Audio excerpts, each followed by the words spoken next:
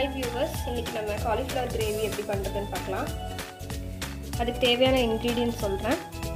நான் ஒரு பெரிய வெங்காயம் எடுத்துர்க்கேன். அப்புறம் ஒரு தக்காளி, ஒரு ஸ்பூன் சோம்பு, கொஞ்சம் பட்டை, கிராம்பு, 3 வரமிளகாய். இது ரொம்ப காரமான மிளகாய். உங்களுக்கு உங்க ஃபேமிலிக்கு ஏத்த மாதிரி காரம் அட்ஜஸ்ட் பண்ணிக்கோங்க. 6 பல்லு பூண்டு, அப்புறம் ஒரு பீஸ் இஞ்சி, அதுக்கு அப்புறம் சாம்பார் தூளும் மல்லித்தூளும் எடுத்துர்க்கேன். ஒரு ஸ்பூன். இந்த எல்லா இன்கிரிடியன்ட்ஸையும் அப்படியே பச்சையாக மிக்ஸி ஜாரில் போட்டு அரைச்சிக்கோங்க. பாருங்கள், இந்த அளவுக்கு ஒரு ஸ்மூத் பேஸ்ட்டாக அரைச்சி எடுத்து வச்சுக்கோங்க.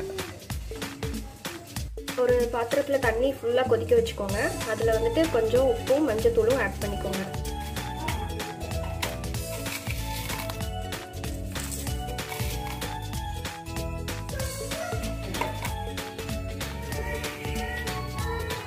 அந்த தண்ணி நல்லா கொதிச்ச அப்புறம் நம்ம கட் பண்ணி வச்சிருக்கிற காலிஃப்ளவரை உள்ள போட்டுக்கோங்க.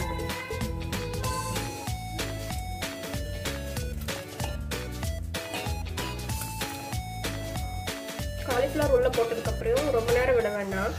சும்மா ஒரு கொதி வந்த அப்புறம் இதை எடுத்துடலாம். பாருங்க, இது நல்லா கொதிச்சிருச்சு. இப்போ இதை நல்லா ட்ரைன் பண்ணி தனியாக எடுத்து வச்சுக்கலாம்.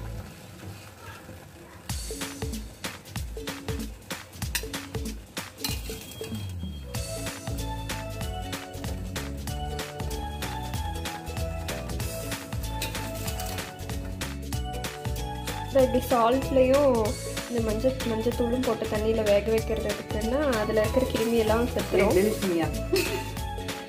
இது பாருங்கள், இந்த காலிஃப்ளவர் இப்போ கம்ப்ளீட்டாக தண்ணியிலேருந்து ட்ரைன் பண்ணி எடுத்துட்டோம். இது எதுக்கு ஹாட் வாட்டரில் போடுறோன்னா அதில் யூஸ் பண்ணுற பெஸ்டிசைட்ஸு அப்புறம் சின்ன சின்ன புழு இருந்துச்சுனாலும் அதெல்லாமே செத்துரும். ஸோ அதுக்காக தான் நம்ம இப்படி போட்டு எடுத்துருக்கோம்.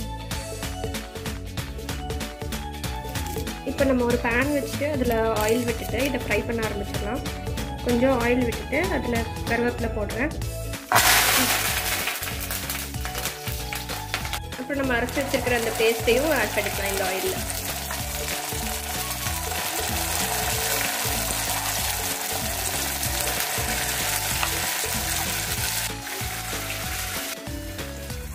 இதை நல்லா ஃப்ரை பண்ணிக்கோங்க.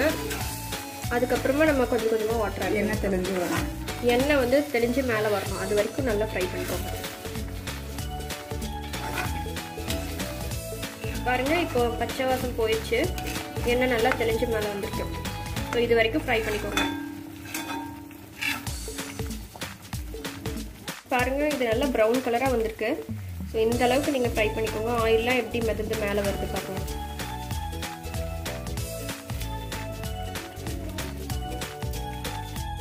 இந்த ஸ்டேஜில் நம்ம காலிஃப்ளவர் ஆட் பண்ணிக்கலாம்.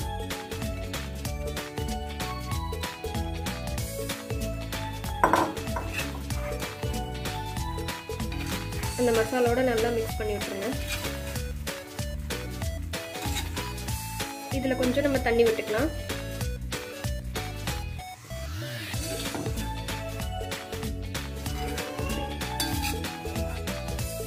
இது கூட உங்களுக்கு தேவைப்படுற சால்ட் ஆட் பண்ணிக்கோங்க.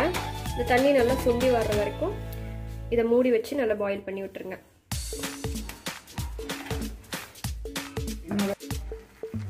பாருங்க, ஒரு 10 மினிட்ஸ் கழிச்சு அப்புறம் நம்ம ஓப்பன் பண்ணியிருக்கோம். இந்த மசாலாலாம் நல்லா காலிஃப்ளவரோட மிக்ஸ் ஆகிடுச்சு. தண்ணியெல்லாம் ட்ரை ஆயிடுச்சு. நல்லா சாஃப்ட் ஆயிடுச்சு காலிஃப்ளவர். இந்த டைமில் நம்ம கொரியாண்டர் லீவ்ஸ் போட்டு இறக்கிடலாம். இந்த காலிஃப்ளவர் கிரேவி நீங்கள் சப்பாத்திக்கு, தோசைக்கு எதுக்கு வேணாலும் வச்சுக்கலாம். இல்லை ரைஸ் வைக்கிறீங்க அப்படின்னா இதை ரைஸ்க்கு சைட் டிஷ்ஷாக கூட வச்சுக்கலாம். ட்ரை பண்ணி பாருங்கள். ட்ரை பண்ணி பார்த்துட்டு உங்களோட ஃபீட்பேக்கை கமெண்ட் செக்ஷனில் கொடுங்க.